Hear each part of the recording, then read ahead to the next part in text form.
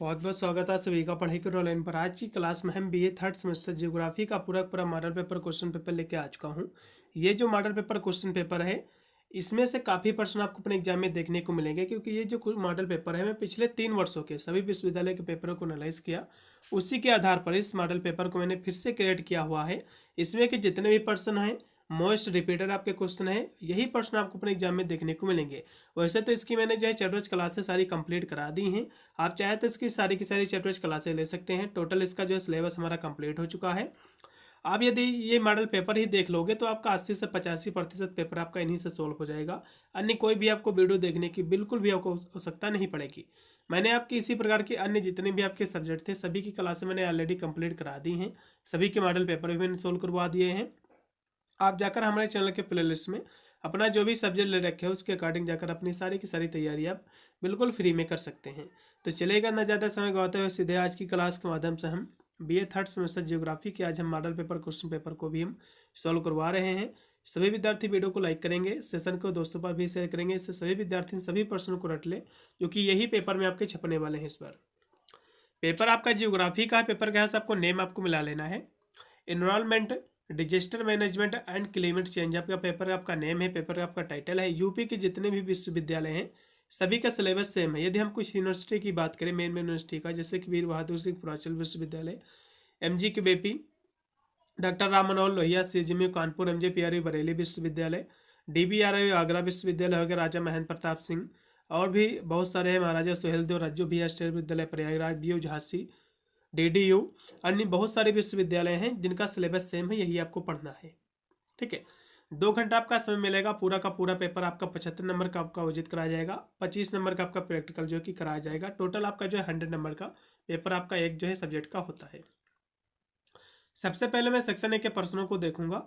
इसमें टोटल आपके जो है 10 क्वेश्चन आपके दिए हुए। कुछ यूनिवर्सिटी में जो है 5 क्वेश्चन आते हैं, तो इसमें के जो है इसकी खासियत ये रहती, चाहे 10 पूछे या फिर जो है 5 पूछे, इसमें से सभी के सभी प्रश्न आपको करना पड़ेगा, क्योंकि इसमें कोई भी एक्स्ट्रा आपका प्रश्न नहीं रहता है।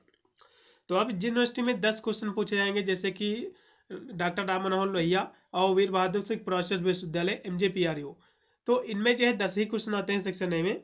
ठीक है, तो और जितने भी विश्वविद्यालय हैं एमजीक्यूपी वगैरह, तो इसमें 5 ही क्वेश्चन पूछे जाते हैं। राज्य भी स्टेट विद्यालय में भी 5 ही क्वेश्चन पूछे जाते हैं। तो जो क्वेश्चन आपको पता है, मेरा कहना तो मतलब यही है, उनको आपको सबसे पहले कर लेना है। वैसे तो ये जो मॉडल पेपर में सोल्व करवा रहा हूँ, हो सकता है 1-2 क्वेश्चन आपके अलग बन जाए इसमें से, वही सेक्शन ए वाले ऑप्शन में, नहीं तो बी वासी इन्हीं से आपका सोल्व हो जाएगा। इससे बाहर कोई भी क्वेश्चन आपका नहीं मिलेगा। तो जो क्वेश्चन आपको पता है उनको कर लेना है। बना बनाकर आपको शुरुआत में नहीं लिखना है, आपको लास्ट में लिखना है बना बनाकर, क्योंकि शुरुआत में जब भी एग्जामिनर चेक करता है, शुरुआत के दिन 2-3 क्वेश्चन आपके एकदम सही लिखे हैं तो ज़्यादा विशेष ध्यान नहीं देता है, जल्दी जल्दी चेक करता है, क्योंकि उसको भी काफ़ी कापियाँ जो है चेक करनी रहती, जांचनी रहती हैं। तो आपको बनाकर जो भी क्वेश्चन लिखना है लास्ट में आपको लिखना है, शुरुआत में बिल्कुल भी आपको बनाकर नहीं लिखना है। ठीक है, चलेगा।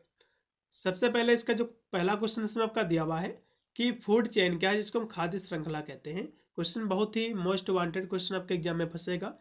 फिर इसमें दूसरा क्वेश्चन है कि टिकाऊ विकास क्या है। देखो, टिकाऊ विकास, सतत विकास, टिकाऊ विकास और सतत विकास दोनों एक ही चीज़ है। ठीक है, बिल्कुल भी घबराना आपको नहीं, दोनों एक दूसरे की पर्यायवाची ही हैं। तो सस्टेनेबल डेवलपमेंट क्या है, सतत विकास क्या है, इसको हम समझेंगे। फिर है वायु प्रदूषण में यातायात की क्या भूमिका है। पहली बात तो वायु प्रदूषण होता क्या है, इसमें यातायात क्या भूमिका निभाता है, कैसे इसको बढ़ाता है, ये भी हम समझेंगे। उसके बाद ठीक है, उसके बाद हम समझेंगे कि मरुस्थलीकरण क्या है। मरुस्थलीकरण से आप क्या समझते हैं, आपके एग्जाम में काफ़ी बार क्वेश्चन आपका रिपीट हुआ है, सभी विश्वविद्यालय में कॉमन क्वेश्चन आपका है। उसके बाद ग्लोबल वार्मिंग क्या है, जिसको हम वैश्विक तापन कहते हैं, इसको भी हम समझेंगे। ठीक है, तो सबसे पहले खाद्य श्रृंखला क्या है, इसको समझ लीजिएगा। ठीक है, तो खाद्य श्रृंखला जो है विभिन्न प्रकार के जीवधारियों का एक क्रम है। विभिन्न प्रकार के जीवधारियों का एक क्रम है, जिसके द्वारा एक पारिस्थितिकी तंत्र में ऊर्जा प्रवाह जो है होता है। जिसके द्वारा क्या है, पारिस्थितिकी तंत्र में जो ऊर्जा का प्रवाह होता है, और पारिस्थितिकी तंत्र में खाद्य श्रृंखला का विचार जो है लिंडमैन ने जो है सन 1942 में प्रस्तुत किया था। ये जो प्रस्तावना है, ये जो खाद्य श्रृंखला की जो कह सकते हो, ये जो विचार है, इस पर जो है लिंडमैन ने सबसे पहले 1942 में इसको जो प्रस्तुत किया था, इसके बारे में जानकारी दी थी। और ये जो है हरे जो हमारे पेड़ पौधे होते हैं जो कि प्रकाश संश्लेषण की प्रक्रिया करके अपना भोजन जो है स्वयं निर्माण करते हैं, जिसको हम प्रोड्यूसर कहते हैं, उत्पादक कहते हैं। तो पेड़ पौधे जैसे कि इसमें ऊर्जा का प्रवाह कैसे होता है, फॉर एग्जाम्पल जैसे हम बात कर लें, जैसे कि पेड़ पौधे जो होते हैं अपने भोजन बनाते हैं, स्वयं अपना निर्माण करते हैं, उसके बाद उनको शाकाहारी खाते हैं, शाकाहारी के बाद जो है उनको फिर मांसाहारी खाते हैं, मांसाहारी के बाद फिर उनको जो कह सकते हो सर्वाहारी आते हैं। फिर इस तरह से एक फूड चेन जो बनती है, यही होता है खाद्य श्रृंखला। इसमें क्या होता है, ऊर्जा के स्तर जो है कह सकते हो स्थानांतरित होता है। ठीक है, ये भी हम एकदम सरल शब्दों में कहें यदि, ये क्या है खाद्य श्रृंखला, एक रैखिक जो है अनुक्रम है जो दर्शाता है कि जब एक जीव दूसरे जीव को खाता है तो ऊर्जा और जो पोषक तत्व है कैसे स्थानांतरित होता है, इसी को ये दर्शाता है, इसी को हम खाद्य श्रृंखला कहते हैं। ठीक है, यह जो है एक पारिस्थितिकी तंत्र में जीव के बीच संबंधों को दर्शाता है। यह दर्शाता है कि कौन किसे खाता है, मतलब कौन किसे खाता है, उत्पादकों से शुरू होकर उपभोक्ताओं और जो अपघटन तक इसकी जो कह सकते हो ये श्रेणी चलती है, इस श्रृंखला जो है चलती है, इसी को कहा जाता है फूड चेन। अब फॉर एग्जांपल हम यहाँ से थोड़ा सा आपको बताने का प्रयास करेंगे। जैसे कि यहाँ से लिखा भी हुआ है कि जो हरे पेड़ पौधे होते हैं प्रकाश संश्लेषण की सहायता से भोजन अपना निर्माण करते हैं, जिसका उपयोग जो है प्राथमिक उपभोक्ता करते हैं। प्राथमिक उपभोक्ता कौन होते हैं, अर्थात सर्वाहारी जो जीव जंतु होते हैं। तो सभी को पता है फूड चेन का जब निर्माण होता है तो सबसे पहले इसमें आते हैं उत्पादक। अब उत्पादक कौन से होते हैं, तो उत्पादक आप कहोगे जो पेड़ पौधे होते हैं ये उत्पादक होते हैं। तो पेड़ पौधे जो कि प्रकाश संश्लेषण की क्रिया करके अपना भोजन स्वयं बनाते हैं, फिर इनको कौन खाते हैं। ठीक है, आपके जो पेड़ पौधे होते हैं, ठीक है, तो पेड़ पौधे जो होते हैं जो कि उत्पादक है, इनको कौन खाते हैं, कहोगे जो शाकाहारी जीव होते हैं। शाकाहारी कौन से होते हैं, कहोगे जैसे कि बकरी हो गया, हिरन हो गया, गाय हो गई। तो इस तरह से आप कह सकते हो जो बकरी, हिरन, जो गाय है, ये सभी जो आपके शाकाहारी जीव हैं जो कि जो उत्पादक है उसको खाते हैं। फिर बकरी को कौन खाता है, तो कहोगे बकरी को जो है जो कि कह सकते हो इसमें सर्वाहारी भी कुछ खाते हैं। जैसे कि जानवरों में हम बात करें, जैसे कि आपका जो है शेर हो गया, बाघ हो गया, तो ये बकरी को खाते हैं। ठीक है, तो कौन खाता है, कहोगे शेर खाता है। तो इस तरह से जो पोषक तत्व हैं, जो कह सकते हो खाद्य, कह सकते हो जो सामग्री है, ऐसा कह सकते हो, फिर जो ऊर्जा है, तो कह सकते हो कैसे स्थानांतरित होती है। जैसे कि पेड़ पौधे अपना भोजन स्वयं बनाते हैं, उसके बाद उनको जो है कह सकते हो शाकाहारी जीव खाते, भी शाकाहारी को फिर कह सकते हो सर्वाहारी, फिर सर्वाहारी को फिर मांसाहारी। तो इस तरह से एक फूड चेन बनती है, यही होती है फूड चेन, फूड कह सकते हो खाद्य श्रृंखला। ठीक है, वही चीज यहाँ से लिखा हुआ है कि प्रकाश संश्लेषण की क्रिया करके पेड़ पौधे अपना भोजन स्वयं बनाते हैं, और जिसका उपयोग जो प्राथमिक उपभोक्ता जो होते हैं, जो शाकाहारी जीव होते हैं, वे भी उनको खाते हैं। उसके बाद प्राथमिक उपभोक्ता का जो है द्वितीयक उपभोक्ता, मतलब प्राथमिक उपभोक्ता को फिर द्वितीयक उपभोक्ता खाते हैं, फिर द्वितीयक उपभोक्ता को तृतीयक उपभोक्ता खाते हैं। तो इस तरह से भोजन के रूप में जो उपयोग करते हैं इनका, ठीक है, इस तरह से जो एक चैन बनती है, इसी को हम खाद्य श्रृंखला फिर फूड चैन कहते हैं। सिंपल सी परिभाषा है, इतनी आपको लिख देना है। ठीक है, चलेगा, तो इस तरह से आपको जो है लिख देना है। कोई जैसे ज़्यादा कोई विशेष जो है कह सकते हो इतना कठिन ये क्वेश्चन भी नहीं है। यदि हम थोड़ा सा एक एग्जांपल ले लें, जैसे कि टिड्डी का हम एग्जांपल यहाँ से ले रहे हैं। जैसे कि आपका जो टिड्डी होता है, फिर टिड्डा जो होता है, टिड्डा, ठीक है, तो इसको कौन खाता, कहोगे इसको मेढक खाता है। कौन खाता है, इसको मेढक खाता है। मेढक को कौन खाता, कहोगे सांप खाता है। सांप को कौन खाता, सांप को मोर भी खा लेता है, और जो चील होती है वो भी खा लेती है। तो इस तरह से कह सकते हो जो पोषक तत्व हैं या फिर जब ऊर्जा का जो स्थानांतरित होता है, ठीक है, एक जीव से दूसरे जीव में, तो यही होता है फूड वेब, यही होता है खाद्य श्रृंखला। सिंपल सी परिभाषा आपको इतनी सी आपको लिखना है, क्योंकि फूड चेन हमेशा यही दर्शाती है कि कौन जो है किसे खाता है। ठीक है, और उत्पादक से शुरू होकर उपभोक्ता, इसके बाद अपघटन तक जो है कह सकते हो चलती है फूड चेन। तो इस तरह से आपको इसके बारे में आपको लिखना है। अब यहाँ से हम अगला क्वेश्चन देखेंगे जो कि सतत विकास का है। तो टिकाऊ विकास और सतत विकास दोनों मैंने आपको पहले ही बताया था कि दोनों एक ही चीज़ है, एक दूसरे की पर्यायवाची है। इसको इंग्लिश में सस्टेनेबल डेवलपमेंट ही कहा जाता है। तो इसका मतलब क्या है, इसका अर्थ क्या है, समझ लीजिएगा। तो सतत विकास का मतलब होता है कि वर्तमान की जो ज़रूरतें हैं उनको पूरा करना, और साथ ही यह सुनिश्चित करना कि आने वाली जो हमारी पीढ़ियाँ हैं, ठीक है, वे भी अपनी ज़रूरतें जो हैं पूरी कर सके। इसी को हम सतत विकास कहते हैं। तो सतत विकास क्या है, हम यदि कह सकते हो व्यवहारिक शब्दों में बात करें तो सतत विकास ये है कि हम जो वर्तमान की जो हमारी ज़रूरतें हैं उनको हम पूरा कर लें, और साथ में हम ये भी सुनिश्चित कर रहे हैं कि हमारी जो आने वाली जो पीढ़ियां हैं, जो हमारे बाल बच्चे हैं, उनके लिए भी जो है सारी ज़रूरतें पूरी हो सके, उनकी भी ज़रूरतें पूरी हो सके। इसी को सतत विकास कहा जाता है। ठीक है। इसके लिए आर्थिक, पर्यावरणीय, सामाजिक, इन जो है 3 स्तंभों पर जो है ध्यान दिया जाता है। ठीक है। इस पर क्यों ध्यान दिया जाता है? जैसे कि हमारी जो ज़रूरत है, जो हमारी आर्थिक ज़रूरत है, ठीक है, इसको हम जो है ज़रूरतें अपने आप पूरा कर लें, और साथ में ये भी सुनिश्चित करें जो हमारी पीढ़ियाँ होंगी, जो हमारे बाल बच्चे, वे भी जो है उनको भी कोई दिक्कत ना हो। और पर्यावरणीय है, जैसे कि पेड़ पौधे जो होते हैं, तो जितने पेड़ पौधे आप काटो उतने लगा दो, क्योंकि आने वाली जो आपकी पीढ़ियाँ होंगी वो भी जो है उसका उपयोग कर सके, वे भी उसको लगाए। तो इस तरह से कह सकते हो बैलेंस बना रहता है। ठीक है। तो इस तरह से आपका भी कह सकते हो ज़रूरतें पूरी हो जाएंगी, और आपकी जो आने वाली पीढ़ियाँ हैं उनकी भी ज़रूरतें पूरी हो जाएंगी। तो यही सतत विकास कहलाता है। अब यहाँ से और भी लिखा हुआ है, आगे यहाँ से परिभाषा इसकी लिखी हुई है कि सतत विकास मानव विकास का एक मॉडल है। सतत विकास क्या है? मानव का डेवलपमेंट का एक मॉडल है, जिसमें मौजूदा संसाधनों का इस्तेमाल इस तरह से किया जाता है कि पर्यावरण को जो है नुकसान ना हो, और भविष्य की जो हमारी पीढ़ियां हैं वे भी संसाधन उपलब्ध, उनके लिए भी संसाधन जो उपलब्ध रहें। इसी को हम सतत विकास कहते हैं। ठीक है। और जैसे हम बात करें सतत विकास के लिए निर्णय लेने में आर्थिक, सामाजिक, पर्यावरणीय जो विचारों को एक साथ जो है जोड़ना इसमें होता है। क्योंकि सतत विकास जो होता है, हमारी जो ज़रूरतें होती हैं, एक तो आर्थिक हमारी ज़रूरत होती है, दूसरी सामाजिक होती है, और एक होती है पर्यावरणीय, जो हमारी ज़रूरतें होती हैं, इनके द्वारा हमारी पूर्ति होती है।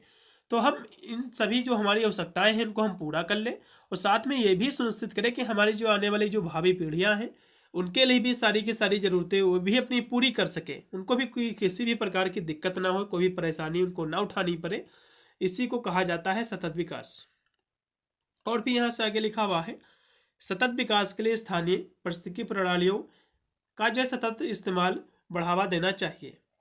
मतलब जो है सतत विकास के लिए जो स्थानीय पारिस्थितिकी जो प्रणाली है, इसका भी इस्तेमाल जो है कह सकते हो बढ़ावा देना चाहिए इसको भी।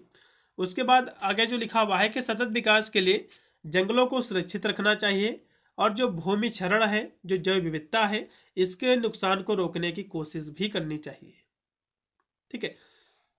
अब यहाँ से संयुक्त राष्ट्र ने सतत विकास के लिए 17 लक्ष्य रखे हैं। संयुक्त राष्ट्र जो है, ठीक है, क्योंकि इसमें काफ़ी देश सम्मिलित हुए हैं, क्योंकि इसका जो लक्ष्य है कि 2030 तक इसने लक्ष्य अपना रखा है कि सतत विकास के लक्ष्यों को पूरा करना। इसमें बहुत सारे इसमें लक्ष्य हैं, जैसे कि स्वच्छ जल, गरीबी को खत्म करना। इस तरह से इसमें 17 लक्ष्य जो इसमें रखे गए हैं। तो इस तरह से इसका लक्ष्य जो है, जो कि 2030 तक इसको पूरा करने का जो है कोशिश की जा रही है, इसको लक्ष्य रखा गया। इसमें 17 टोटल जो है लक्ष्य इसमें रखे गए हैं। तो इस तरह से इसके बारे में आपको लिख देना है। अब हम यहाँ से अगले क्वेश्चन की ओर बढ़ेंगे, जो कि है कि वायु प्रदूषण क्या है। एयर पोल्यूशन, जिसको हम इंग्लिश में बोलते हैं। एयर पोल्यूशन किसे कहते हैं, इसको समझ लीजिएगा। एयर पोल्यूशन की जब भी बात आती है तो हम बहुत ही सरल शब्दों में कहें तो वायु में कुछ ऐसे विनाशकारी तत्व आ जाएं जिसके कारण जो हमारे पर्यावरण, हमारे लिए कह सकते हो हानिकारक हों, इसी को हम वायु प्रदूषण कहते हैं। आप बनाकर भी ले सकते हैं, कोई भी दिक्कत नहीं, पूरे के पूरे आपको नंबर मिलेंगे यदि आपने सही डिफिनेशन बनाकर लिखी है। तो यहाँ से हम इसकी परिभाषा को समझे तो जीव मंडल का आधार वायु है। मतलब जीव जो मंडल है, क्योंकि जीव में हम सभी लोग आते हैं, तो जीव मंडल का जो आधार है वो क्या है, वायु है। क्योंकि वायु के बिना जो है पृथ्वी पर किसी का भी जो है जीवन अस्तित्व नहीं है, ना ही कह सकते हो जीव जंतु का है, ना ही मनुष्य जीवित रह पाएगा। तो जीवमंडल का जो आधार है वायु है, और प्रकृति की अनपनी ये देन भी है जो सर्वत्र व्याप्त है। मतलब जो सब जगह जो है व्याप्त है।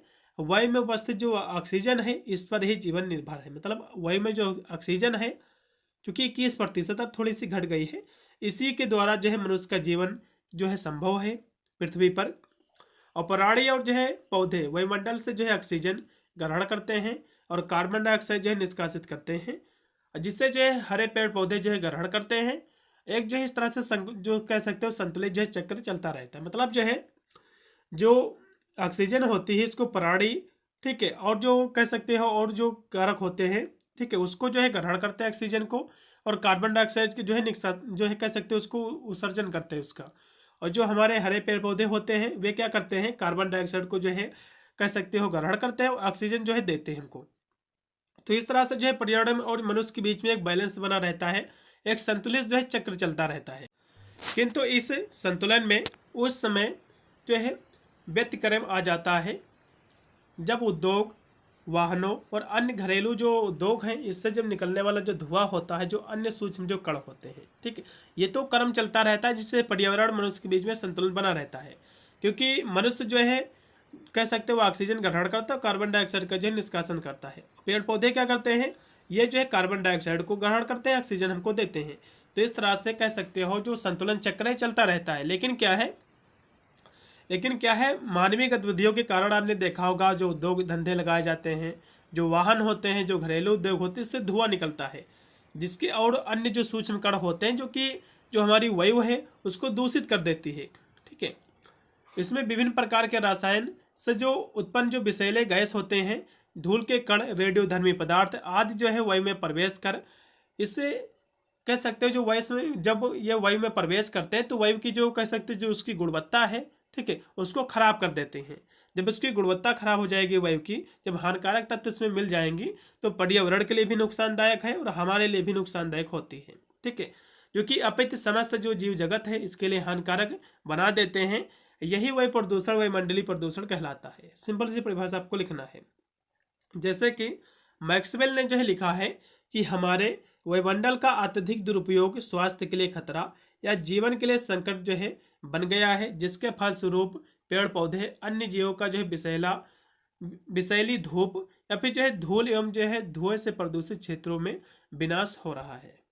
ठीक है, इनका कहना मतलब ये है कि जो मनुष्य का जो अधिक दुरुपयोग है, ठीक है, जो अत्यधिक दुरुपयोग जो किसी चीज़ का जब होगा, जैसे कोई उद्योग धंधों का होगा, फिर अन्य चीज़ों जब इस काफ़ी धुआं होगा, अन्य जो कह सकते हो हानिकारक तत्व जब ऑक्सीजन में वायुमंडल में हमारे विद्यमान हो जाएंगे अधिक मात्रा में, तो वे कहीं ना कहीं देखा जाए स्वास्थ्य के लिए खतरा, जीवन के लिए जो है संकट पैदा करेंगे, जिसके फलस्वरूप जो पेड़ पौधे हैं और जो जीवों का कह सकते हो विषैली जो धूप वे जो ग्रहण करेंगे, जिसके कारण जो उनका जीवन भी कह सकते हो विनाश की ओर जो है चला जाएगा। तो इस तरह से इसके बारे में आपको लिखना है।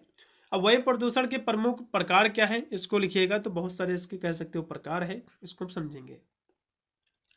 तो वायु प्रदूषण जैसे कि उद्योग धंधे जो लगाए जाते हैं उससे जो धुआं निकलता है, इसके कारण भी जो है काफ़ी जो है वायु प्रदूषण हुआ है। तो उद्योगों का अत्यधिक जो है विकास, उनसे निकलने वाला जो विषैला पदार्थ है जैसे कि गैस, ये सभी क्या है वायु की गुणवत्ता को जो है खराब करती हैं। उसके बाद है वाहनों के प्रयोग में अत्यधिक वृद्धि और उनसे जो है निस्तृत जो है धुआं, मतलब जो वायु प्रदूषण है का जो सब दूसरा जो इसका प्रकार, जैसे कि जो वाहन होते हैं, जो गाड़ी होती हैं, ठीक है, तो इनसे जो धुआं निकलता है ये भी वायु प्रदूषण को कह सकते हो, उसको कह सकते हो उसको प्रदूषण को बढ़ावा देने में काफ़ी रोल अदा करते हैं। फिर है रासायनिक पदार्थ के प्रयोग में वृद्धि और उनका जो है वायुमंडल में जो है मिश्रित होना, मतलब रासायनिक जो पदार्थ हैं, ठीक है, जैसे कि कीटनाशक का छिड़काव करते हो, तो ये भी कहीं ना कहीं देखा जाए तो वायुमंडल को जो है कह सकते हो उसकी गुणवत्ता को खराब करते हैं, वायु की गुणवत्ता को खराब करते हैं। फिर है पेट्रोल रसायन के प्रयोग में वृद्धि, ये भी कहीं ना कहीं देखा जाए तो वायु प्रदूषण को बढ़ावा देती है। फिर है नगरों में जो है जनसंख्या का अत्यधिक जो है जमाव, जाहिर सी बात है जहाँ पर आबादी ज़्यादा हो जाएगी तो कहीं ना कहीं देखा जाए तो वायु को दूषित ही करेंगी, ठीक है, उसको कह सकते हो विषैला ही करेंगी। फिर है वनों का जो है निरंतर विनाश होना, तो वनों की जो कि कटाई ज़्यादा तेज़ी से हो रही, तो वन जब ज़्यादा कट जाएंगे जाहिर सी बात है क्योंकि वायु को जो है शुद्ध करते हैं, और वायु में जितने भी विषैले तत्व होते हैं जैसे कि कार्बन डाइऑक्साइड वगैरह, तो सभी पेड़ पौधे उसको ग्रहण करते हैं। जब वन ही कट जाएंगे, जब पेड़ पौधे ही कट जाएंगे, तो जाहिर सी बात है वायु की गुणवत्ता तो खराब होना ही है। उसके बाद जो अपशिष्ट पदार्थ हैं इसकी मात्रा में अत्यधिक वृद्धि हो रही है क्योंकि आबादी बढ़ रही है, तो अपशिष्ट पदार्थ भी बढ़ेंगे, ठीक है, तो जाहिर सी बात है कहीं ना कहीं देखा, इसीलिए ऑक्सीजन का स्तर जो पहले से थोड़ा सा कम हुआ है। फिर है परमाणु अस्त्रों का जो परीक्षण, आपने देखा होगा विभिन्न देशों में किसी चीज़ का जब परीक्षण होता है, कोई मिसाइल बनाया है, फिर किसी ने परमाणु बम बनाया है, तो उसका पहले परीक्षण करते हैं, तो इससे बहुत सारा धुआं निकलता है जो कि पर्यावरण को नुकसान पहुंचाता है। तो ये भी इसका कारण है कि वायु को जो है कह सकते हैं दूषित करता है, प्रदूषित करता है। तो इस तरह से आपको लिखना है। अब हम यहाँ से मरुस्थलीकरण क्या है इसको समझ लीजिएगा। मरुस्थलीकरण मतलब यह मरुस्थल का रूप ले लेना। मान लो फॉर एग्जाम्पल कोई जो है अच्छी सी भूमि थी जिस पर आप खेती कर रहे थे, अचानक उसमें जो है बदलाव आया, उसमें कोई भी खेती ही नहीं हो रही अब, ठीक है, जैसे कि उसमें के पेड़ पौधे सब सूख जाए, कोई भी खेती ही ना हो, एक बंजर का रूप धारण कर ले, इसी को हम मरुस्थलीकरण कहते हैं। ठीक है, जैसे कि रेगिस्तान वगैरह में जो है कहीं पर जो है पेड़ पौधे नहीं होते, तो मरुस्थलीकरण इसी को कहा जाता है। तो मरुस्थलीकरण जो है वह प्रक्रिया है जिसके द्वारा शुष्क भूमि यानी जो है घास के जो मैदान है, जैसे कि झाड़ीदार जो भूमि है, जैसे जो शुष्क और अर्ध शुष्क भूमि में वनस्पति कम हो जाती है, अंततः गायब हो जाती है। जब वनस्पति कम हो जाए या फिर जो है वहाँ पर उगे ही ना, पहले उगती थी, धीरे धीरे खत्म हो जाए, वहाँ पर वनस्पति विहीन हो जाए वह एरिया, उसी को हम मरुस्थलीकरण कहते हैं। बहुत ही सिंपल सी परिभाषा है, आपको कोई भी परिभाषा को आपको रट्टा आपको बिल्कुल भी आपको नहीं मानना है। या फिर आप ऐसे भी कह सकते हैं कि शुष्क भूमि का क्षरण जिसमें उपजाऊ जो भूमि है धीरे धीरे रेगिस्तान में बदल जाए। रेगिस्तान में बदल जाए मतलब ये होता है कि रेगिस्तान में जैसे कि कोई चीज़ जो है पेड़ पौधे नहीं उगते हैं, तो रेगिस्तान का रूप धारण कर ले, मरुस्थल का रूप धारण कर ले, तो इसी को हम मरुस्थलीकरण कहते हैं। ठीक है, इतनी से परिभाषा आपको छोटी से आपको लिखना है, चलेगा। फिर हम यहाँ से ग्लोबल वार्मिंग क्या होता है, जिसको हम वैश्विक तापन कहते हैं हिंदी में। ठीक है, इसको इंग्लिश में हम ग्लोबल वार्मिंग कहते हैं। तो ये क्या होता है इसको भी समझ लीजिएगा आप।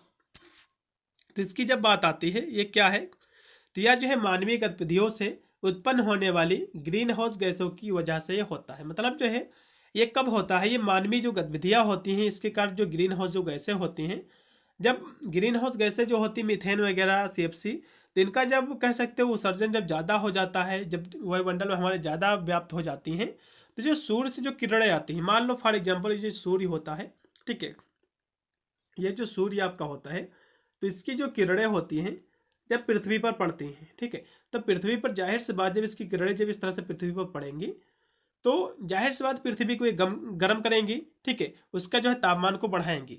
तो जो आपके कह सकते हो जो आपकी ग्रीन हाउस जो गैसें होती जो कि वायुमंडल में हमारे मौजूद होती हैं, तो ग्रीन हाउस गैसें क्या करती हैं, ये जितनी भी गर्मी आती है सूर्य से उसको चुपचाप सोख लेती हैं। उसको क्या करती हैं, उसको सोख लेती है और दोबारा उसको अंतरिक्ष पर जाने नहीं देती हैं, जिसके कारण क्या होता है पृथ्वी का तापमान बढ़ने लगता है।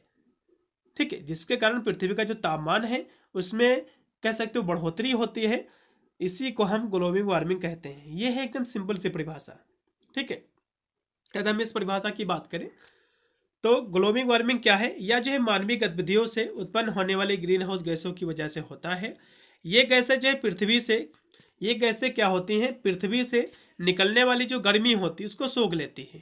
पृथ्वी से निकलने वाली गर्मी का मतलब ये होता है जैसे कि सूर्य का जब प्रकाश आता है तभी गर्मी होती पृथ्वी पर, तो उस गर्मी को जब सोख लेती है, ऊपर नहीं जाने देती है। ठीक है, और पृथ्वी का जो तापमान होता है उसमें बढ़ोतरी होता है। ठीक है, इसी को हम वैश्विक तापन कहते हैं। इसके बहुत सारे दुष्प्रभाव होते हैं, जैसे कि समुद्र के जो है जल स्तर में बढ़ोतरी, ध्रुव पर जो है बर्फ का पिघलना, वर्षा जो है प्रतिरूप में बदलाव, और जो है परवाल भित्तियों और जो है कह सकते हो स्लेक्टनों का जो है विनाश, दुनिया भर का जो मौसम है ये बदलना, भारत में जो है मानसून खत्म होना, और दुनिया भर में जो अनाज है, जो सब्जियां हैं, जो फल हैं आदि उत्पादन पर भी इसका असर काफ़ी पड़ता है। ठीक है, तो इस तरह से आपको लिखना है। अब हम यहाँ से CFC क्या है, क्लोरोफ्लोरोकार्बन्स क्या है, ठीक है, इसको हम समझेंगे, जो कि ग्रीन हाउस आपकी गैस है। उसके बाद नर्मदा घाटी परियोजना क्या है, इसके अंतर्गत आने वाले जो राज्य हैं इनके नाम लिखिए, ये भी हम समझाएंगे। उसके बाद है लैंडस्लाइड क्या है, जिसको हम भूस्खलन कहते हैं। उसके बाद आपदा क्या है, डिजास्टर पहली बात क्या है, आपदा क्या है। उसके बाद आपदा के प्रकार क्या है, इसके टाइप्स क्या है, ये भी हम समझेंगे। ठीक है, आपकी प्राकृतिक आपदा, मानवकृत आपदा, दो प्रकार की आपकी आपदाएं होती हैं, हम दोनों को दोनों करा देंगे। उसके बाद सुनामी क्या है, ये भी क्वेश्चन एग्जाम में काफ़ी बार रिपीट हुआ है, तो इसको भी हम कराएंगे। हर एक क्वेश्चन को हम बहुत ही बारीकी से लेके चल रहे हैं। ठीक है, आप लोगों के लिए इतनी हम मेहनत करते हैं, लेकिन काफ़ी स्टूडेंट हमारे ऐसे भी होते हैं जो कि हमारा चैनल को सब्सक्राइब नहीं करते हैं। तो सभी से निवेदन है, हाथ जोड़कर सभी लोग वीडियो को लाइक करके चैनल को जरूर सब्सक्राइब कीजिएगा, क्योंकि मैं BA की जितनी भी तैयारी है आर्ट सब्जेक्ट की, आप लोगों की कह सकते हो इतनी मेहनत करता हूँ आप लोगों के लिए, तो आपका इतना तो फर्ज बनता ही है कि चैनल को सब्सक्राइब जरूर करना। ठीक है, चलेगा। आप CFC क्या है, क्लोरोफ्लोरोकार्बन्स क्या है, इसको समझ लीजिएगा। तो एक जो है रसायन है, ठीक है, क्या है, एक रसायन समूह है जिसका इस्तेमाल जो है रेफ्रिजरेटर, ठीक है, एरोसोल और जो है प्रोपोलेट और सॉल्वेंट्स के तौर पर जो है किया जाता है। अब जो है यहाँ से जो दिया हुआ है कि रेफ्रिजरेट का मतलब होता है जो आपकी कूलर फ्रिज होती है, ठीक है, फ्रिज वगैरह, तो इन पर जो है जो फ्रिज होती है CFC का, इसमें जो है कह सकते हो उपयोग किया जाता है AC वगैरह में, ठीक है। और यह जो है गैर ज्वलनशील रसायन होता है और कार्बन, क्लोरीन और क्लोरीन के परमाणु से मिलकर बने होते हैं। CFC जो है पृथ्वी के जो समतापमंडल है इसमें मौजूद जो ओजोन जो परत होती है, ठीक है, उसको एक नुकसान पहुंचाती है, क्योंकि ओजोन परत में जो छिद्र हुआ है CFC के कारण ही हुआ है, क्योंकि इसका उत्सर्जन बढ़ा है मानवीय गतिविधियों के कारण, क्योंकि इसका उपयोग अब फ्रिज वगैरह सभी में किया जाने लगा, तो जिसके कारण इसका उत्पादन बढ़ रहा है, जो कि ओजोन परत के लिए संकट का ये भी एक विषय है। तो इस तरह से आपको लिख देना है। अब हम यहाँ से नर्मदा घाटी परियोजना क्या है इसके बारे में थोड़ा सा समझेंगे। इससे जो है कौन कौन से राज्य इससे जुड़े हुए हैं इनको भी हम समझेंगे। तो नर्मदा घाटी परियोजना जो है मध्य प्रदेश, गुजरात, महाराष्ट्र राज्यों से जुड़ी हुई है, ठीक है। नर्मदा घाटी जो है मध्य प्रदेश के अमरकंटक से निकलती है और अरब सागर में जो है मिलती है। नर्मदा घाटी की हम लंबाई की बात करें तो इसकी जो कुल लंबाई है 1312 किलोमीटर इसकी कुल लंबाई है। नर्मदा घाटी परियोजना के तहत नर्मदा नदी और उसकी जो सहायक नदियां हैं, ठीक है, उस पर बांध बनाए जाते हैं। बांध इसलिए बनाए जाते हैं, बांध बनाने का मतलब ये होता है जैसे कि बांध बनाकर सिंचाई की जाती है, बिजली उत्पादन की जाती है, जहाँ पर पानी की दिक्कत है पानी वहाँ पर पहुँचाया जाता है, तो इसलिए बांध बनाए जाते हैं। बांध इसलिए भी बनाए जाते हैं जो बाढ़ एरिया है उससे बचने के लिए भी बनाए जाते हैं, ठीक है। और इस परियोजना से मध्य प्रदेश, गुजरात, राजस्थान के जो सूखाग्रस्त जो इलाका है इसमें सिंचाई के लिए पानी जो है कह सकते हो मिलेगा, या फिर इसके द्वारा इसका पानी का यूज किया जाता है सिंचाई के लिए। इस परियोजना से बिजली का निर्माण भी होता है, ये जो बांध बनाए जाते हैं इससे बिजली का निर्माण भी किया जाता है। इस परियोजना से बाढ़ को रोका भी जा सकता है, क्योंकि जब जाहिर सी बात जब बांध बनेगा तो बांध के द्वारा क्योंकि पानी इधर नहीं आ पाएगा, जिससे बाढ़ भी रोका जा सकता है। और इस परियोजना से रोजगार के नए अवसर भी जो है पैदा होते हैं। जाहिर सी बात है जब बांध बनेगा, सिंचाई के लिए व्यवस्था की जाएगी तो इसमें काफ़ी लोगों की ज़रूरतें होंगी, तो इससे रोजगार भी मिलता है लोगों को। और इस परियोजना से जो है सूखे से बचाव होगा, मतलब इस परियोजना से जब बांध बन जाएंगे उसका पानी जब जहाँ पर पानी की दिक्कत है रेगिस्तान वगैरह में, तो वहाँ पर जब छोड़ा जाएगा तो वहाँ से जाहिर सी बात है सूखे से बचाव भी होगा। और नर्मदा घाटी परियोजना को लेकर विवाद भी हुआ था, और इस विवाद को सुलझाने के लिए भारत सरकार ने 1969 में नर्मदा जल विवाद जो है न्यायाधिकरण का जो है गठन भी जो है किया था। इस तरह से आपको लिखना है। अब भूस्खलन क्या है? भूस्खलन की जब बात आती है, भूस्खलन, भू मतलब होता है भूमि होता है वैसे तो, स्खलन का मतलब होता है खिसकना या फिर एक स्थान से दूसरे स्थान पर जाना। फॉर एग्जाम्पल जैसे हम बात कर ले, यह घटना सबसे ज़्यादा पहाड़ी क्षेत्रों में होता है, जैसे कि हम आपने देखा भी होगा। मान लो इस तरह से पहाड़ कुछ इस तरह से आपके हैं, ठीक है, ये पहाड़ इस तरह से हो गया, ऊंचे पहाड़। तो आपने देखा होगा कभी कभी कि पहाड़ किसी कारण या फिर बारिश हुई या फिर अन्य किसी के कारण जब पहाड़ ऊपर से जब नीचे और खिसक आते हैं, जब गिर आते हैं, जैसे कि पानी के बहाव के कारण या फिर अन्य किसी के कारण जब नीचे की ओर गिर आते हैं, फिर कह सकते हो गिरते हैं नीचे या फिर खिसक आते हैं, इसी को हम भूस्खलन कहते हैं। ये पहाड़ों पर ही नहीं, आपने देखा होगा जहाँ जहाँ भूमि होती है, कुछ एरिया भूमि का ऊंचा होता है, कुछ नीचा होता है। जब बारिश होता है तो बारिश का पानी देखा होगा कुछ जो है कह सकते हो मिट्टी का हिस्सा जो है कह सकते हो टूट कर नीचे गिरा जाता है, ठीक है, नीचे की ओर चला जाता है। तो ये भी जो है भूस्खलन ही होता है, ठीक है। तो यही चीज इसमें लिखा हुआ है कि भूस्खलन जो है एक भूविज्ञानिक घटना है। ये क्या है? भूविज्ञानिक घटना है। धरातलीय हलचलों जैसे कि पत्थर का खिसकना या गिरना, या फिर जो है जो पथरीली मिट्टी होता है उसका बहाव इत्यादि जो है इसके अंतर्गत जो है आते हैं, ठीक है। इसमें क्या है, मिट्टी का एक स्थान से दूसरे स्थान पर खिसक जाना, या फिर जो पहाड़ों से एक हिस्सा जो इसका टूटकर नीचे गिराना, किसी भी चीज़ का, ठीक है, एक स्थान से दूसरे स्थान पर चले जाना, चाहे मिट्टी का टुकड़ा हो, अभी जो कह सकते हो कंकड़ का हो, पथरीली अन्य चीज़ का हो, फिर पत्थर का हो, इसी को हम भूस्खलन कहते हैं। भूस्खलन जो है कई प्रकार के हो सकते हैं इसमें, जैसे कि चट्टानों के छोटे छोटे टुकड़े, पत्थरों के जो है गिरने से लेकर जो है बहुत मात्रा में चट्टानों के टुकड़े, मिट्टी का बहाव भी जो है इसमें शामिल हो सकता है। इसका विस्तार कई किलोमीटर की दूरी तक हो सकता है।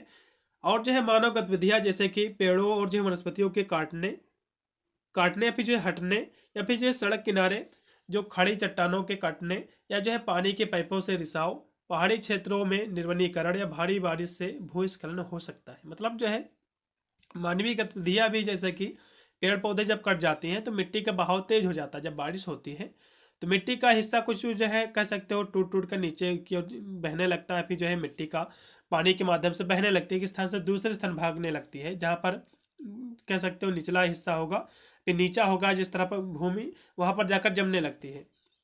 ये होता है भूस्खलन। तो इस तरह से इसके बाद आपको लिख देना है।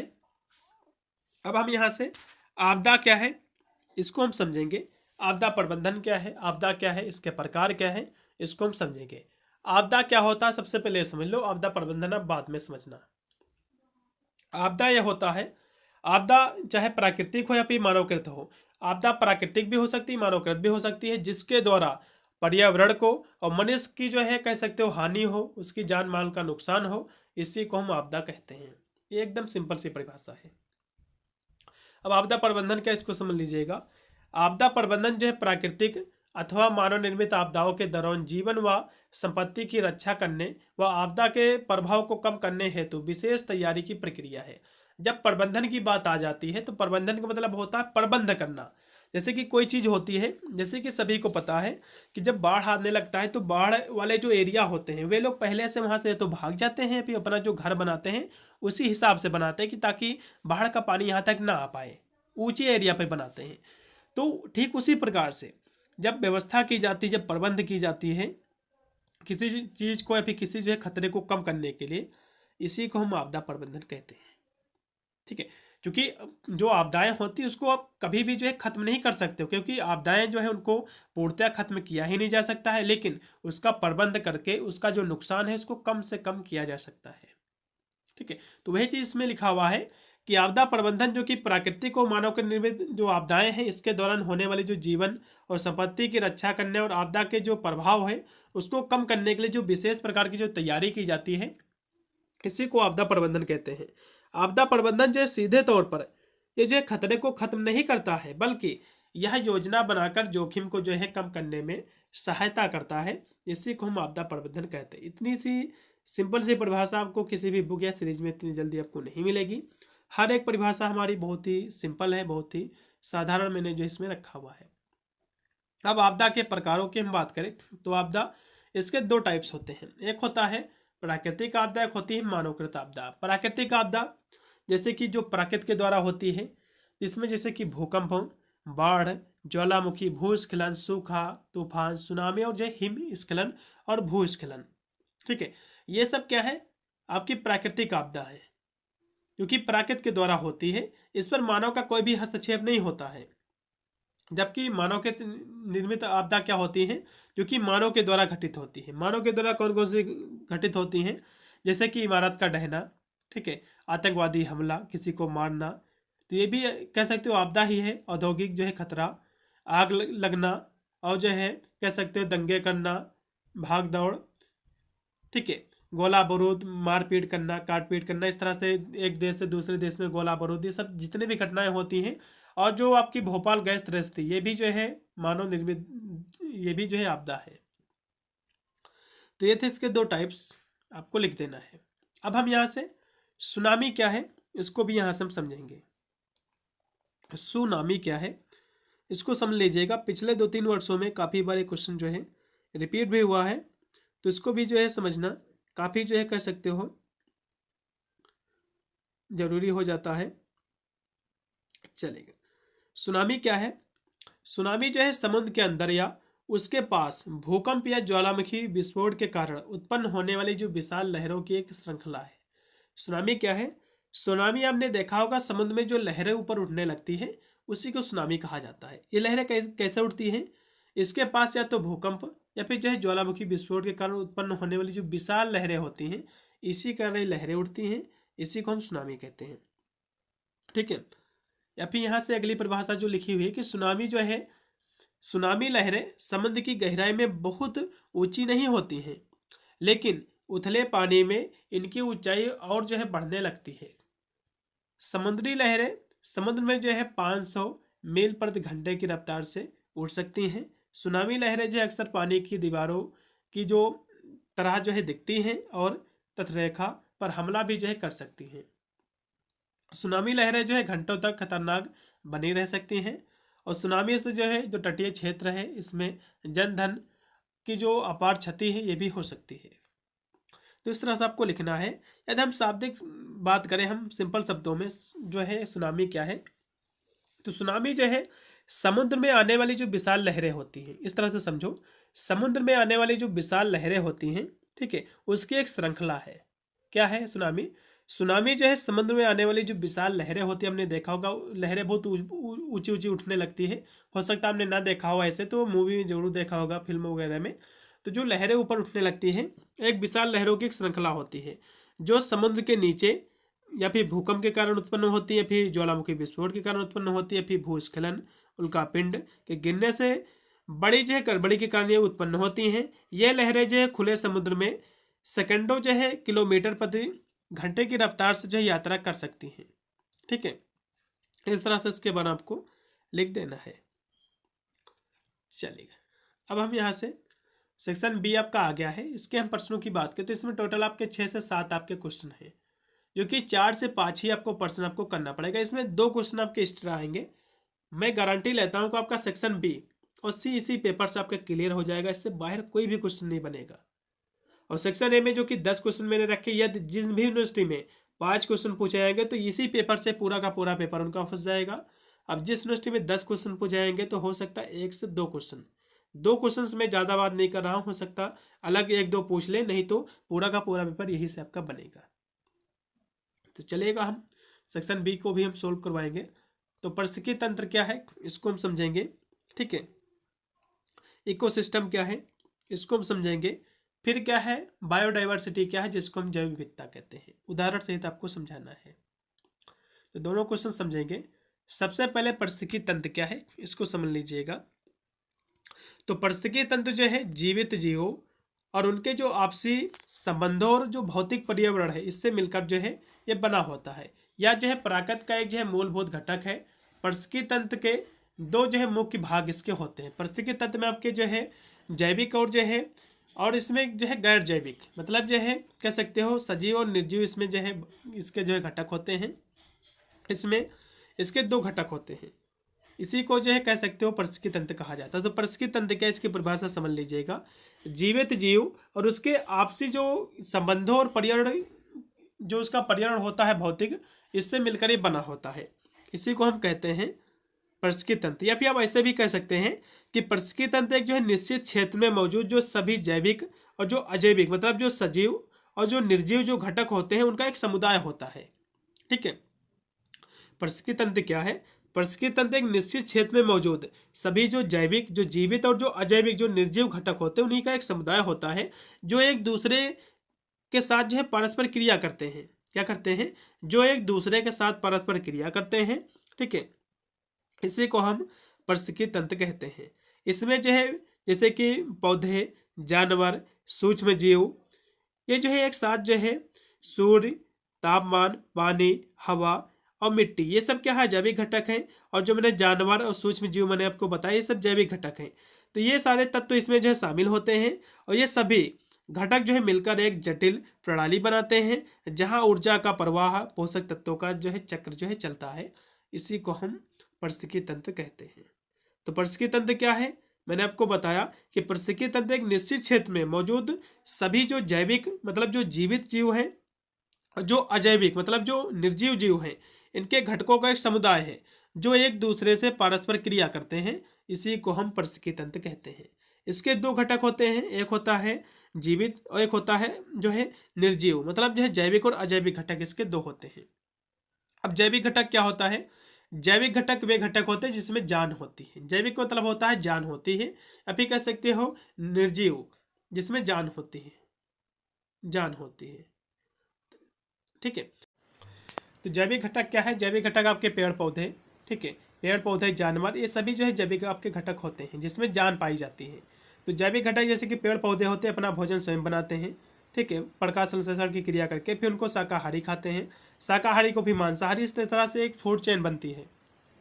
और यदि हम अजैविक की बात करें तो इसमें जैसे कि आपकी खनिज तत्व आते हैं, आपकी जो जलवायु होती है, जो मिट्टी होता है, जो जल होता है, सूर्य का प्रकाश, इसमें कोई भी जान नहीं होती है। अन्य सभी चीज़ें जो है निर्जीव हैं, जिसको हम अजैविक घटक कहते हैं। ठीक है। कुछ पारिस्थितिकी तंत्र से जुड़ी कुछ महत्वपूर्ण बिंदु हैं, जैसे कि पारिस्थितिकी तंत्र की जो अवधारणा है, सबसे पहली बार 1935 में एजी टेंसले ने दिया था। ये भी पॉइंट जो है याद करना काफ़ी महत्वपूर्ण हो जाता है, क्योंकि पारिस्थितिकी तंत्र की अवधारणा एग्जाम में क्वेश्चन बन सकता है कि पारिस्थितिकी तंत्र की अवधारणा किसने दिया था, पारिस्थितिकी तंत्र को भी समझाइए। तो पारिस्थितिकी तंत्र की अवधारणा 1935 में एजी टेंसले ने दिया था। ठीक है, सबसे पहले। और पारिस्थितिकी तंत्र जो है जीवन सहायक कार्यों को बनाए रखता है ये। और पारिस्थितिकी तंत्र जो है पानी, भोजन, ईंधन, निर्माण सामग्री और औषधीय पौधे जैसे जो है कई कह सकते हो सामान भी प्रदान करती है हमको। पारिस्थितिकी तंत्र जो है जल चक्रों का संरक्षण करती है, वायु और जल की जो है भी उसको जो है संरक्षण करती है। इस तरह से आपको लिखना है। अब जो है जैव विविधता क्या है। जैव विविधता की जब बात आती है, ठीक है, बायोडाइवर्सिटी, ठीक है, इसके बारे में हमने पहले भी पढ़ा होगा कि जैव विविधता क्या है। तो जैव विविधता को भी जो है आप समझ लीजिएगा कि जैव विविधता होता क्या है। ठीक है, तो जैव विविधता क्या है, किसी जो है प्राकृतिक प्रदेश में पाई जाने वाली जंगली या पालतू जीव जंतुओं जो है पादपों की प्रणालियों की जो बहुलता को हम जैव विविधता कहते हैं। अब ऐसे समझ सकते हैं, आपके वायुमंडल में या फिर आपके पर्यावरण में कुछ ऐसे जीव होते हैं, ठीक है, कुछ जो है उड़ने वाले होते, कुछ छोटे होते, कुछ बड़े होते। तो इस तरह से प्रजातियों में विविधता पाई जाती है, इसी को हम जैव विविधता कहते हैं। सिंपल सी परिभाषा है। अभी आप यही परिभाषा लिख सकते हैं, किसी प्राकृतिक प्रदेश में पाई जाने वाली जो जंगली है, जो पालतू जीव जंतु एवं जो है पादपों की जो प्रजातियां हैं, इसकी बहुलता को हम जैव विविधता कहते हैं। जैव विविधता जो है, या फिर आप इस तरह से भी समझ सकते हैं कि जैव विविधता का मतलब है पृथ्वी पर मौजूद सभी तरह के जीवन की विविधता। ठीक है, सभी तरह की जीवन की जो विविधता पाई जाती है, क्योंकि कुछ छोटे जीव होते हैं, कुछ बड़े जानवर होते हैं, इस तरह से सभी प्रकार की कह सकते हो विविधता पाई जाती है। उसमें होने वाले जो बदलाव होते हैं, इसी को हम जैव विविधता कहते हैं। इसमें जो है पौधे, जानवर, कवक, सूक्ष्म जीव जैसे सभी तरह के जो है प्रजाति इसमें शामिल होते हैं। हमने देखा होगा कुछ पेड़ पौधे काफ़ी जो है लंबे दिन तक जो है चलते हैं, ठीक है, उनका जीवन काल लंबा होता है। कुछ छोटे पौधे होते, कुछ लंबे होते, कुछ इस तरह से सभी में कहीं ना कहीं देखे कह सकते हो एक विविधता पाई जाती है, चाहे जानवर में हो। ठीक है, जैसे कि जानवर में भी होता है, जैसे कि गाय, भैंस, इसमें भी विविधता पाई जाती है। कुछ छोटे होते, कुछ बड़े होते, सभी में विविधता पाई जाती है, हर एक प्रजातियों में। इसी को हम विविधता कहते हैं, जैव विविधता कहलाता है। ठीक है, और साथ ही प्रजातियों के बीच होने वाले जो पारिस्थितिकी अंतःक्रिया है, ये भी जो है जैव विविधता का हिस्सा है। जैव विविधता को जो है 3 स्तरों पर जो है समझा जा सकता है। एक है अनुवांशिकी जैव विविधता, दूसरा है प्रजाति विविधता, तीसरा है पारिस्थितिकी जैव विविधता। यानी ये जो विविधता देखने को मिलती है हमको, ये अनुवांशिकी मिलती है। जैसे कि आपने देखा होगा, लोग कहते हैं कि जिनके जो है माता पिता जो है लंबे होंगे हाइट में, उनके बच्चे भी लंबे होते हैं। जिनके छोटे होते माता पिता, उनके बच्चे भी छोटे ही होते हैं। तो कहीं ना कहीं देखा जाए तो अनुवांशिकी विविधता भी एक कारण है इसका, प्रजाति विविधता ही भी है, और पारिस्थितिकी जो है विविधता भी कहीं ना कहीं इसका जो है काफ़ी रोल इसमें निभाती है। अब इससे रिलेटेड कुछ महत्वपूर्ण बिंदु हैं, जैसे कि जैव विविधता शब्द को जो है अमेरिकी कीट वैज्ञानिक एडवर्ड ओ विल्सन ने जो है सबसे पहले इसको गढ़ा था। इसके बारे में जो है अवधारणा प्रस्तुत की थी। तो इस तरह से आपको इसके बारे में आपको लिख देना है। अब यहाँ से हम विकासात्मक कार्य और मृदा अपर्दन के अंतर संबंध की विवेचना आपको करना है। मृदा अपर्दन क्या होता है, इसको समझ लेना है, काफ़ी महत्वपूर्ण बन जाता है। मृदा अपर्दन ये 2 शब्दों से मिलकर बना हुआ है। एक है मृदा, मृदा का मतलब होता है मिट्टी। मृदा का मतलब क्या होता है, कहोगे मिट्टी। अपर्दन का मतलब क्या होता है, अपर्दन। अपर्दन अपर्दन का मतलब होता है बच्चों एक स्थान से दूसरे स्थान पर जाना। मतलब मिट्टी का एक स्थान से दूसरे स्थान पर खिसक जाना या फिर जाना, इसी को हम मृदा अपर्दन कहते हैं। सिंपल सी परिभाषा है। हर एक क्वेश्चन को तोड़ तोड़ कर क्वेश्चनों को जब करोगे तो आप कभी भी भूल नहीं पाओगे। ठीक है, फिर इसमें है बाघ परियोजना क्या है, इसको हम प्रोजेक्ट टाइगर कहते हैं। क्वेश्चन महत्वपूर्ण है, इसको भी हम समझेंगे। तो प्रोजेक्ट टाइगर जो है, टाइगरों की जो है क्योंकि आबादी घट रही थी, तो सरकार ने सोचा कि इसका जो है संरक्षण कैसे किया जाए, इनको कैसे बचाया जाए। तो इसी के संदर्भ में जो है बाघ परियोजना है, उसका संरक्षण करने के लिए इसको भी हम समझेंगे। तो सबसे पहले मृदा अपरदन क्या है इसको समझ लीजिएगा, इसके रोकने के क्या उपाय हैं इसको भी हम समझेंगे। तो मृदा अपरदन कब होता है, जैसे आपने देखा होगा जब बारिश या फिर तेज हवा या फिर अन्य किसी कारण से मिट्टी की जो ऊपरी जो उपजाऊ परत होती है जब बह जाती है, इसी को हम मृदा अपरदन कहते हैं। हमने देखा होगा क्योंकि बारिश का सीजन अभी खत्म हो गया है, तो बारिश में आपने देखा होगा कि जो मिट्टी जब बारिश तेज होने लगती है तो मिट्टी क्या होती है वहां से बहकर दूसरे स्थान पर चली जाती है जहां पर जो है निचला भाग होता है, फिर जहां पर खाली होता है, ठीक है, बह जाती है। इसी को हम जो है कह सकते हो मृदा अपरदन कहते हैं, क्योंकि मिट्टी का एक स्थान से दूसरे स्थान पर जाना या फिर खिसक जाना, इसी को हम मृदा अपरदन कहते हैं। आपने तेज हवा के झोंके भी आपने देखे होंगे, जैसे कि रेगिस्तान वगैरह में तेजी से हवा चलती है तो वहाँ पर जो मिट्टी होती है बालुई मिट्टी होती है तो एक स्थान से दूसरे स्थान पर उड़ जाती है। तो ये भी कहीं ना कहीं देखा जाए ये भी जो है मृदा अपरदन ही है, ठीक है। तो यह जो है पर्यावरणीय एक समस्या है और कृषि के जो उत्पादन में जो है बाधा भी जो है बनती है। मृदा अपरदन को रोकने के लिए उपाय जो है अपनाए जा सकते हैं। जैसे कि मृदा अपरदन आप कैसे रोक सकते हैं, जैसे कि ज़्यादा से ज़्यादा आपको पेड़ लगाना है, क्योंकि पेड़ जो होते हैं ये जो मिट्टी की जो कह सकते हैं उसको कस लेती है, इसकी जो जड़ें होती है पेड़ को उसको जो है बांधे रखती है, उसको बहने नहीं देती है। हमने देखा होगा जहाँ जहाँ पेड़ होंगे जहाँ पर घास फूस होगी वहाँ पर मिट्टी जल्दी बहती नहीं है, जहाँ पर घास फूस नहीं होती वहाँ की मिट्टी जल्दी बह जाती है। फिर है घास, जड़ी बूटियाँ, झाड़ियाँ, बायोफ्रेट जैसे छोटे छोटे जो पौधे होते हैं, ठीक है, उनको उगाए जिससे जो है उनको उनकी जो परत है उसको ढक ले जिससे मिट्टी का कटाव ना हो।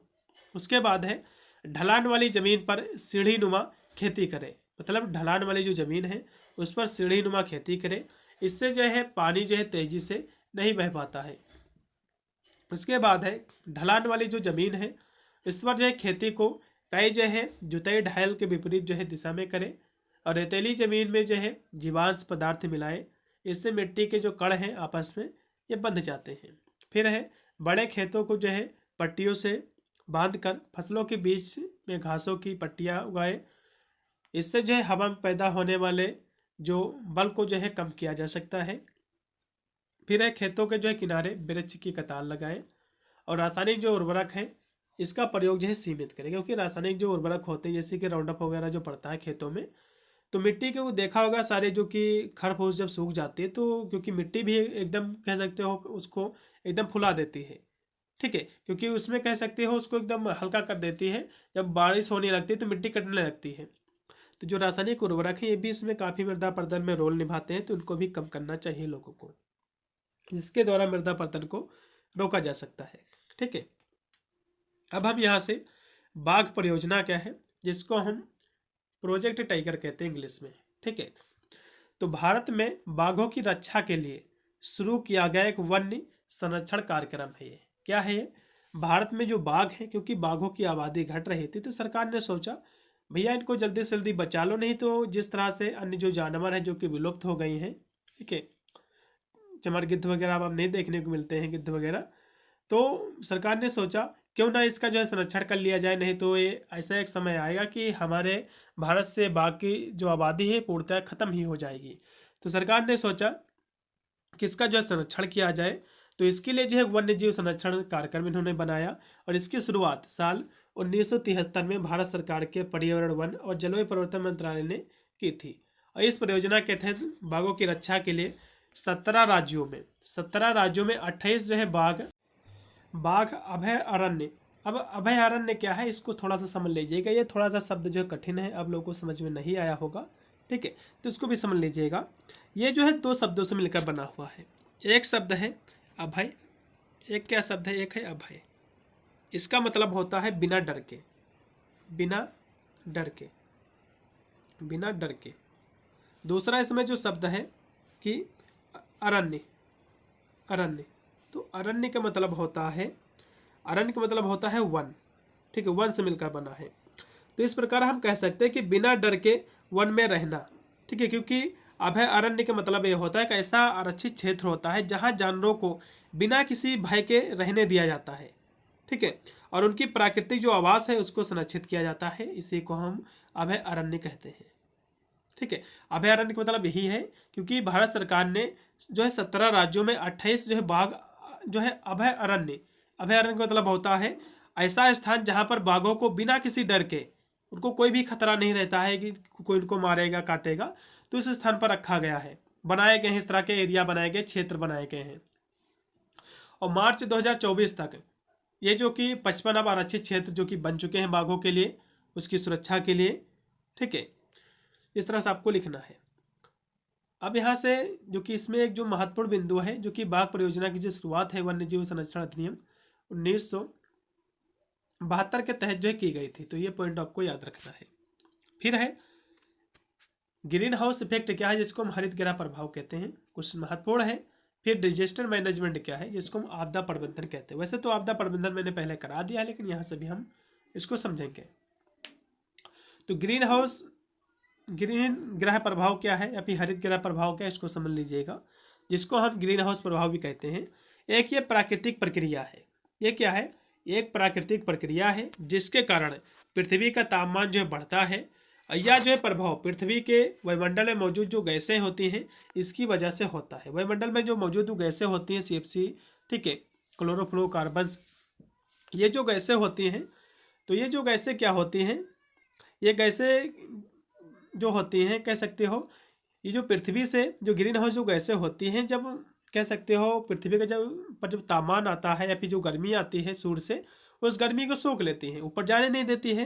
तो ग्रीन हाउस गैसें जो है इन्हीं के कारण जो है पृथ्वी का तापमान बढ़ने लगता है। इसी को हम जो है हरित गृह प्रभाव फिर ग्रीन हाउस प्रभाव कहते हैं। और इन गैसों को जो है ग्रीन हाउस गैसें कहा जाता है।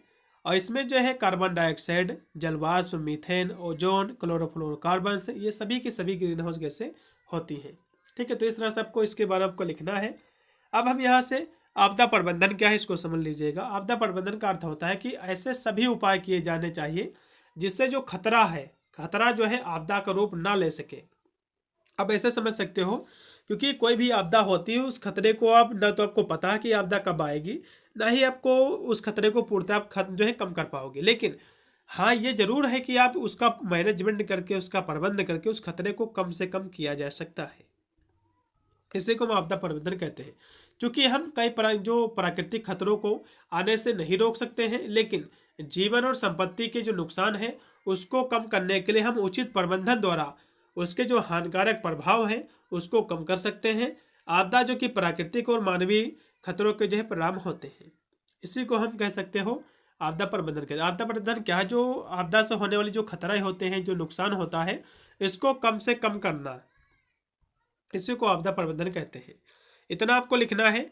फिर आपका है जलवायु परिवर्तन पर अंतर सरकारी जो पैनल है IPCC का, इसका आपको रण करना है, कुछ महत्वपूर्ण है, इसको भी समझ लीजिएगा।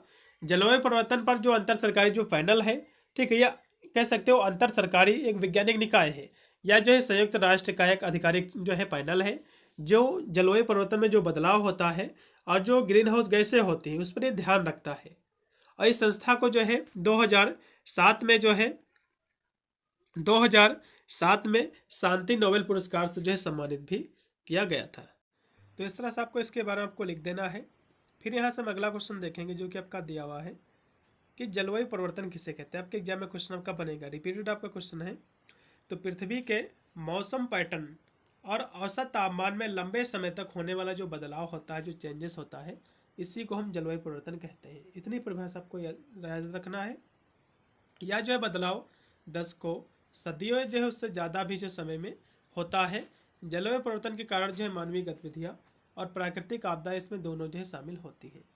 ठीक है, जलवायु परिवर्तन क्या है, जो मौसम हमारा पैटर्न है उसमें जो बदलाव होता है लंबे समय, ठीक है, लंबे समय में, इसी को हम जलवायु परिवर्तन कहते हैं। ये जो जलवायु परिवर्तन होता है ये मानवीय गतिविधियों के कारण होता है और प्राकृतिक कारण भी इसके लिए कुछ जिम्मेदार होते हैं। इस तरह से आपको लिख देना है।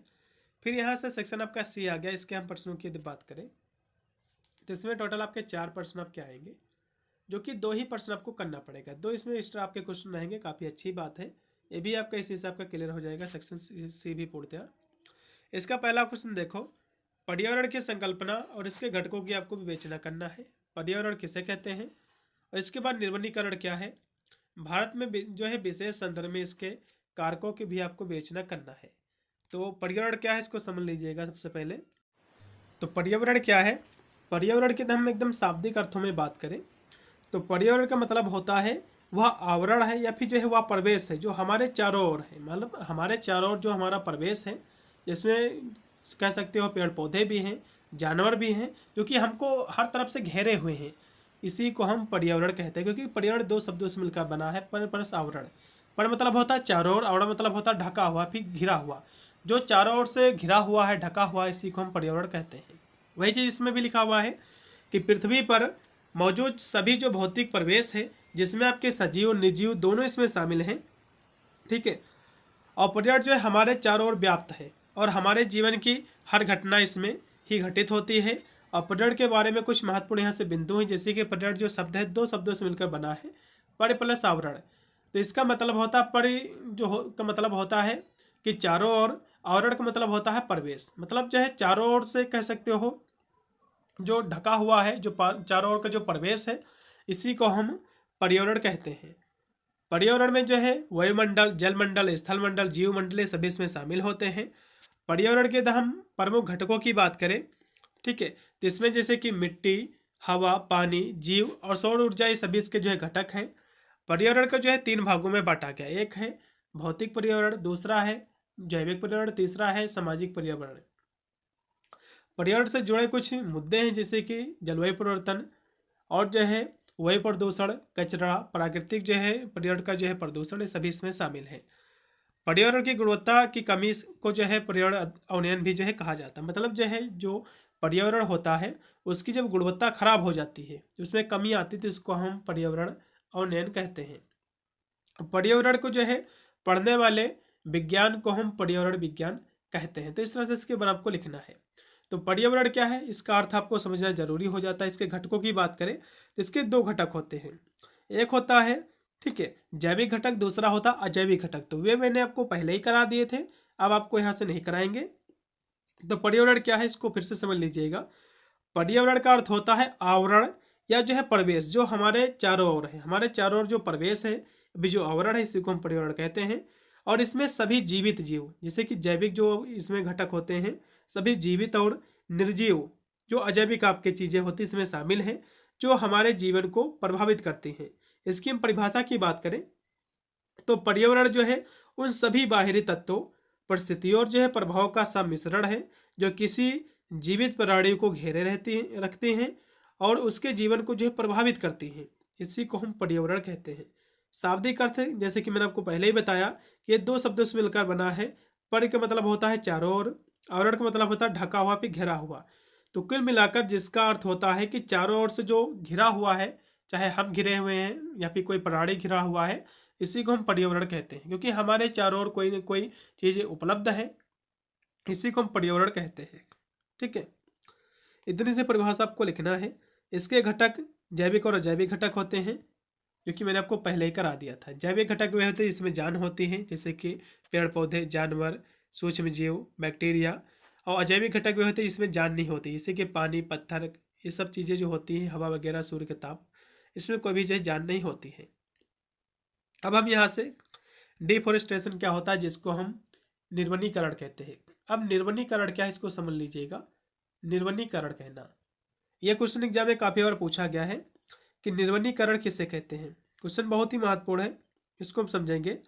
निर्वनीकरण का मतलब होता है जो पेड़ पौधे होते हैं उसको काटना, ठीक है, उसको नष्ट करना, इसी को हम निर्वनीकरण कहते हैं।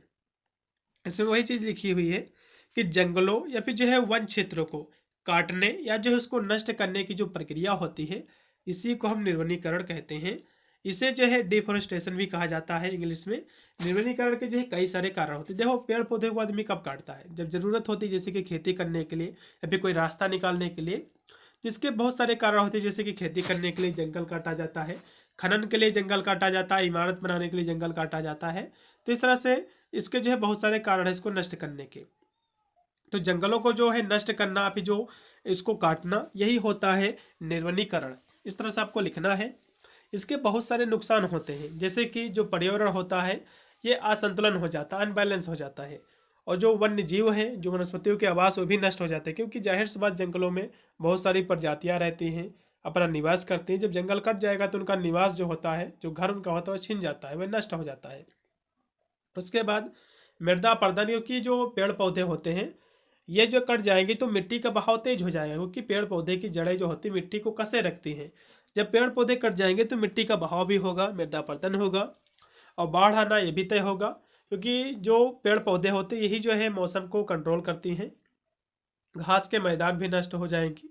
ग्लोबल वार्मिंग जो है इसका भी खतरा बढ़ेगा, जैव विविधता को नुकसान पहुंचेगा, वातावरण में जो शुष्कता बढ़ती जो है बढ़ेगी, और जिन क्षेत्रों में पेड़ जो है हटा दिए जाते हैं वे जो बंजर भूमि है वे बंजर भूमि में बदल जाते हैं।